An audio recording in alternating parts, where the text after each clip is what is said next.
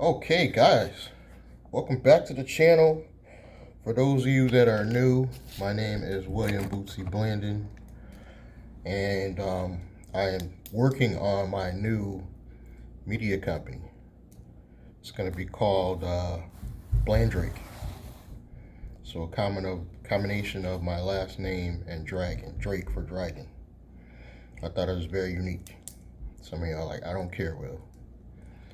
But today I want to talk about the SBA guidelines. As far as there's actually a guideline that they tell you straight up in there that you are not to use this money to expand your business. Think about that. That would be like me taking this money and just continue on driving my Chevy, just fixing it up to the bare minimum, and just continue driving that for Uber and Lyft. Damn that. If y'all been following me for a while, you know I'm trying to go 100% legit. I'm not trying to scam the government or SBA in any way. But if you're new to the channel, I've accumulated a decent amount of SBA funding due to the pandemic, which was rightly so. I got the money as a sole proprietor doing Uber in my own name. Nothing illegal.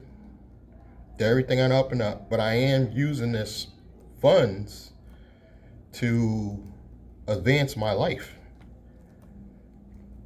and leverage a real business so then the real business could take over. The real business, once the real business is making money and capital in several different ways. We got several different ways we're going to be generating money. Online, mainly affiliates. We're just going to promote other products and services on the channel. Integrity, World Crypto Life, my own holding company course. Those are just a few of how we're going to generate money online.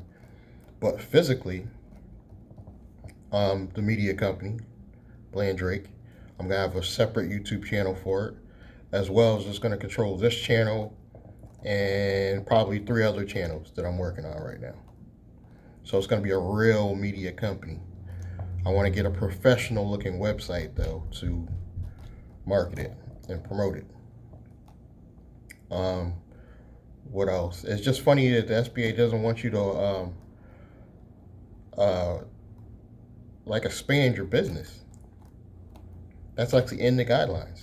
And if that's so, that's the only rule I'm breaking. Technically, that's the only. And would they come after me for that? Not likely. Let's be honest, not likely. At best, they're gonna try to hit me hard on some type of tax or extra fee. But guys, by the time they do that, it's too late.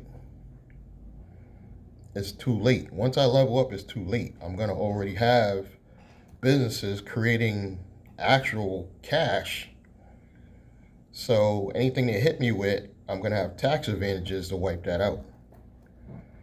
So I truly plan on making my media company $1 million media company at some point, as well as having a separate, maybe a business entity, or I might keep it under my media company and just form another LLC to do the car rental business. But guys, if the car rental business blows up, that could go into car sales. I can have separate car sales, car rental business, because as these cars get older, you think about it, it would make sense to take the older cars and sell them. And I'm going to have some steady weekly rentals. That's one of my strategies, is to start with steady weekly rentals so that I'm guaranteed a certain amount of money. Say, start out renting out cars for, say, $250 a week. That's, believe it or not, it sounds a lot to some of you, but it sounds like very little to others that are on these platforms like Hire Car and Toro. I guarantee you I can get Nissan Versas out there, the new ones, and get $250 a week and tell them I will cover the insurance. They will pay the steady $250 a week. So one car is going to bring you in $1,000 a month. You get $2,000 a month. You get $3,000 a month. So you could basically demand your salary. You know, you can build what your salary is going to be. So I really have everything mapped out, believe it or not. I actually impress myself when I think about it, because I didn't think I'd get this far. I'll be honest with you. I did not think I was going to get this far. I mean, being honest, at least. I didn't think I'd get this far being honest. The only thing I kind of did, I guess you could say, is technically not legal, was I did get food stamps. So, take me to jail. I did manage to collect food stamps for a while, but I wasn't really working. The Uber business was dead. So, I basically quit doing Uber completely, I think half of 2020, like somewhere in the middle of the year, 2020, I just stopped. And I think I still earned close to $20,000. I earned close to $20,000 even though I cut it in the middle of the year. But that was perfect because all this EILDL funding I'm getting was based on 2019's revenue. And in 2020, it looks like I lost half, which is basically what the SBA wanted to see. That you had to have an economic loss in the following year for whatever reason. But I really did. You know, sales was slow. A lot of it was me being lazy, truth be told. I didn't get up 4 in the morning and drive till 5 in the afternoon like some of these hardcore drivers. They still survived. I'm keeping it real with you guys on the channel. I was just too lazy. If I got out there and really drove, I probably would have made twice the money. And then I'm not gonna lie, the Chevy was down, so it wasn't like I could continue on driving anyway. If I had a brand new vehicle, I might have. Now I'm in a nice place, really. I'm in a place where I actually have my own C corporation in Navy Federal, so I built a relationship with them. I've had it for almost a year now, a little over a year. It's been over a year now. I'm about to put myself on payroll, so that's going to make me look legitimate as far as going to get a car or apartment. So I got to get legitimate. I got to get on payroll, because without getting on payroll, I would have to provide too much business information to prove that I actually have income.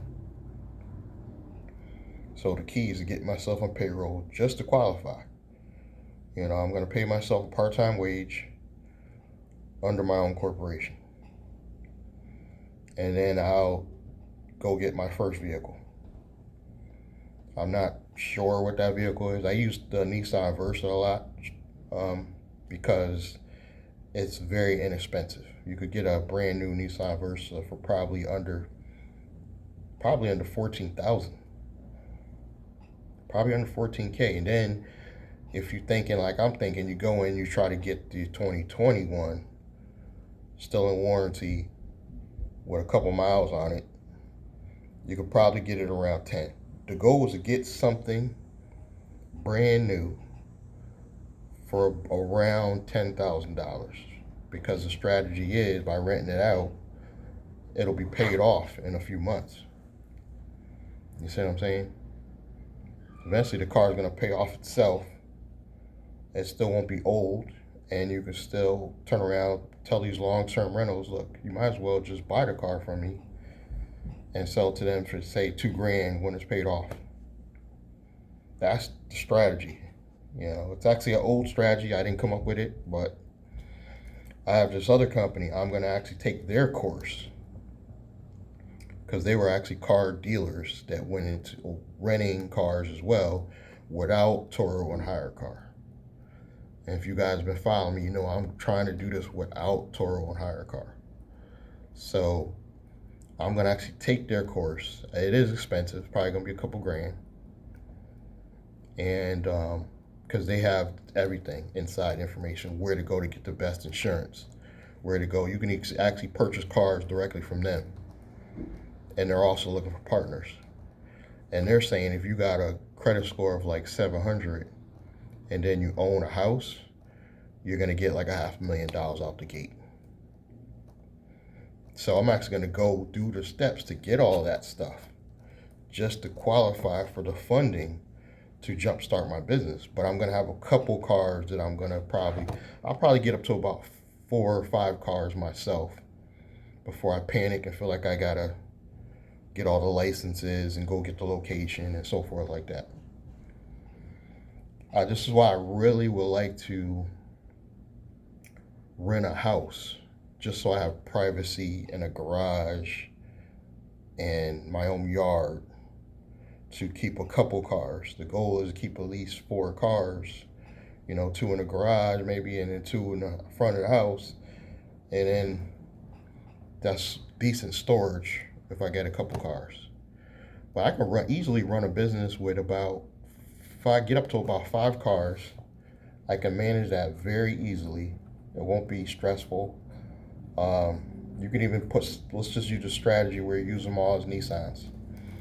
So I can see myself getting a Nissan Versa. You say you go up a step from that and you get like a Maxima or Ultima. You get a Rogue, of course. You get something big like a Pathfinder. It could be all from the Nissan deal. And then Nissan's gonna love you because you keep going back getting more cars.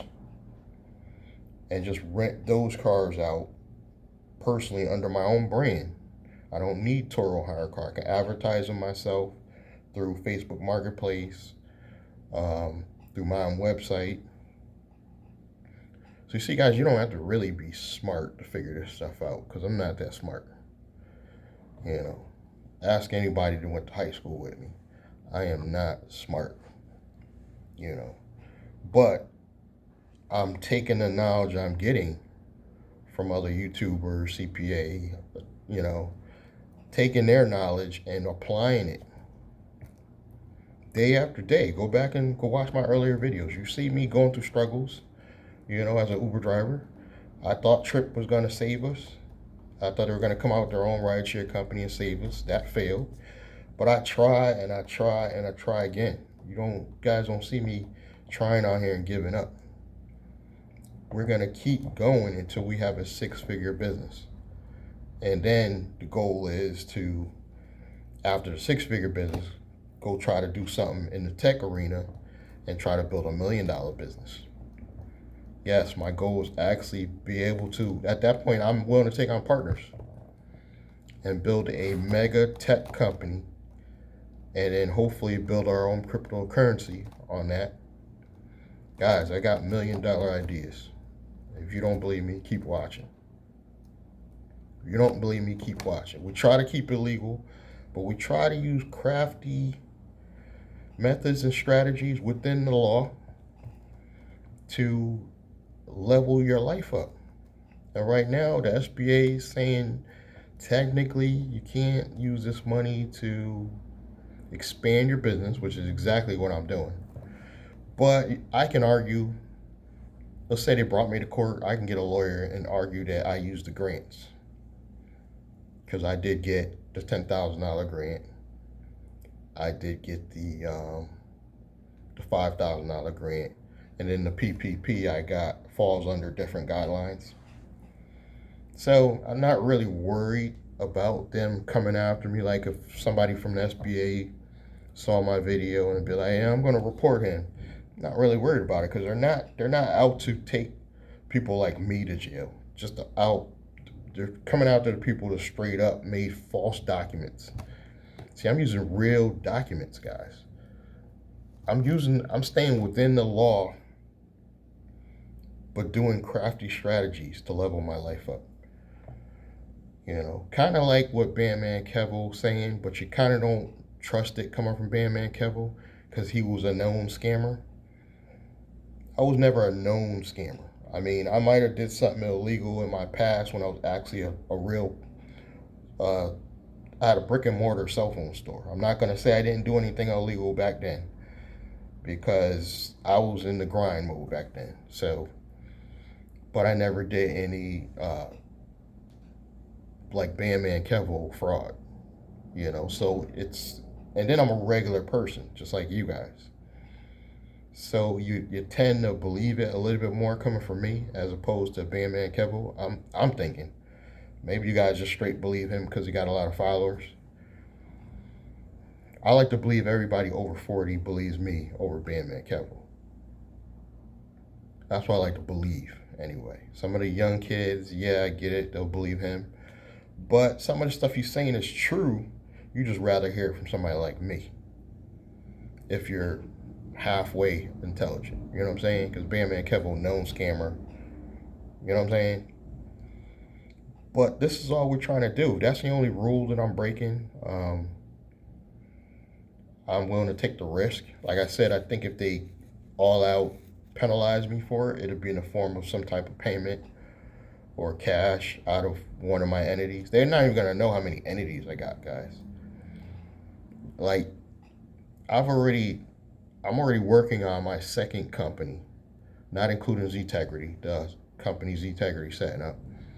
I'm working on my second company. I'm just taking my time with it, which it's going to be regular LLC to brand myself. That eventually I'm going to make an S corp, and that in itself is going to be another holding company. So we're looking at 2 holding companies. I said 3 by the end of the year. So if Ztegrity comes through, that'll be 3 right there. And then each company is just going to have their tax strategies. Each holding company. And then the LLCs built under those companies are going to be pass-through entities, so they're not going to be paying separate taxes. Only the holding companies are paying taxes. That's part of the strategies, you know. And disclaimer, no, not a licensed tax professional. You shouldn't be taking legal advice from me. You really shouldn't. But you hustlers and you entrepreneurs in the grind, you're going to listen. You're going to listen to me because you know I'm doing it. I'm in the grind. You watch, if you go back and watch the older videos, you see the struggle. You know, I wasn't like Glendon Cameron where I was able to level up as fast. You know, I got to give props to Glendon. I remember when he was just doing the storage stuff.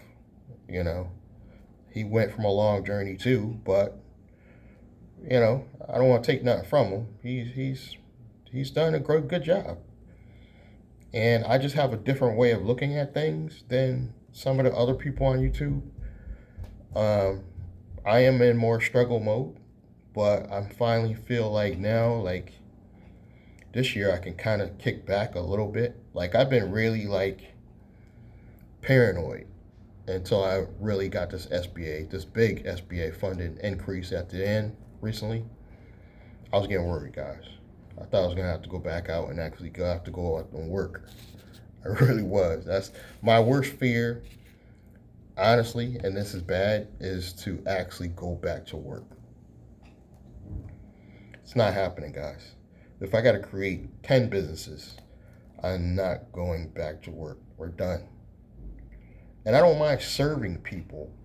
It's the whole thing about I gotta follow your rules. I got to come in and work when you say. I can't go on vacation. I don't mind working. I just want the freedom to work on my terms. And having one online business, I think every entrepreneur listening to my voice should have one physical business and one online business. Because if that physical business ever goes down, you're still making money with your online hustle. And that's what I'm doing right now by creating a separate from my holding company. I'm going to create a separate media company. It's going to control all my YouTube channels, hopefully a podcast later, and separate from the car rental business. Or it could even own the car rental business, but it'd be a separate business.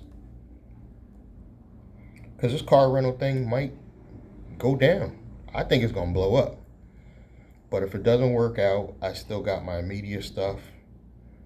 I'll still have my separate holding company, So I'm that paranoid that I feel like I gotta have several businesses just to equal one boring job that is stability. Having a job is stability. But you gotta follow their rules. I'm just not having it no more. Maybe it's old age, I don't know. But once you hit like 48 to I would say 45 to 55 years old, you're just not feeling the rules no more. You're getting tired of it. You could deal with it in your 20s, I think, maybe your early 30s, but that's it. It's time to start your own business.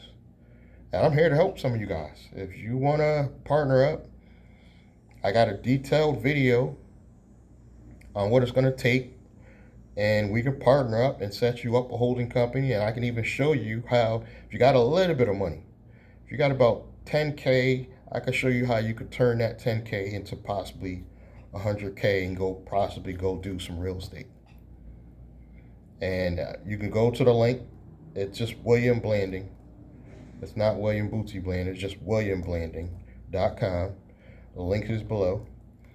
And watch that first video, and it just explains approximately what it's going to take for you to set this up and set up a holding company. Just go, if you got a little bit of cash, just go right in and set up a holding company. But if you don't really got a lot of cash, let's say you only got $5,000, start an operating company. Take that money, start an operating company. It could be something that's just selling furniture, selling old furniture. You got a spot or a garage or something, and then hustle up that money and then set up your entity properly, turn it into an S Corp after you get about 40 to 50K. I would say turn it into an S Corp. So this is what we're doing here on the channel. This is what we're talking about.